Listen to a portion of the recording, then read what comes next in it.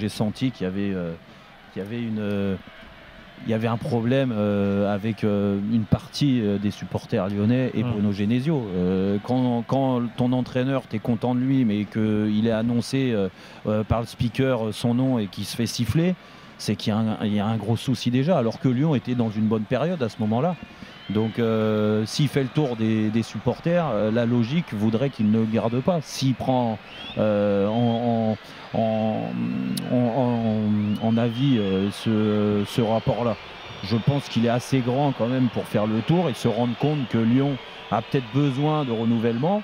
Et ça commence par le staff, et en l'occurrence Bruno Genesio. Il faudrait lui poser la question quand il annoncera son choix. Est-ce que le choix des supporters a pesé ou pas? Maintenant, s'il pense le contraire, parce que ça se trouve, il pense le contraire, ça se trouve, il pense que c'est pas l'entraîneur. C'est ça la question. Non, mais moi je trouve pas ça scandaleux qu'il discute avec les supporters. Mais moi Après, quel est le pourcentage la vraie question, et franchement, je n'arrive pas. T'as l'impression d'être dans un jeu télé. L'avis du public compte pour 20%, l'avis des actionnaires pour 50%. Moi je pense que tous les avis sont importants. Voilà. Ça se quantifie pas comme ça. Mais en termes de quantité, ça représente quoi les sifflets? Certes, il y en a, mais c'est ça, Edouard. C'est ça. Et ça, c'est franchement ouvre une piste. C'est très difficile à savoir. Les supporters de Lyon, là, tu fais un peu le naïf. Quand même, parce que... non, franchement, je suis là, je vis à Lyon. Non.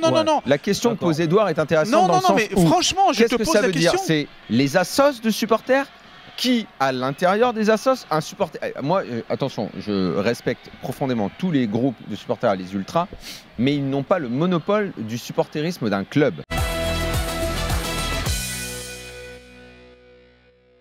Les 5 clubs les plus riches de France, en termes de résultats nets, donc ce qu'ils gagnent après avoir payé les taxes, les impôts et toutes les charges, c'est Paris avec 31 millions d'euros de bénéfices, Angers 11 millions d'euros, Lyon 8 millions, Amiens 6 millions et Dijon 5 millions. Voici les 5 clubs les plus riches de France.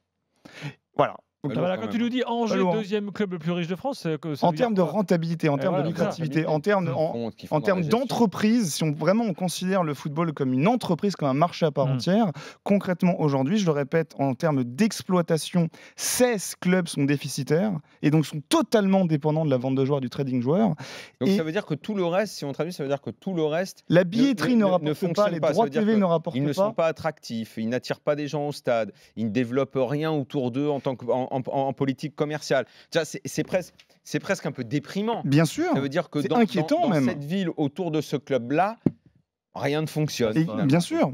C'est la production de spectacles sportifs. La première chose d'un club de football, c'est pas de vendre des joueurs. La première chose d'un club de football, c'est de produire du spectacle, produire du football.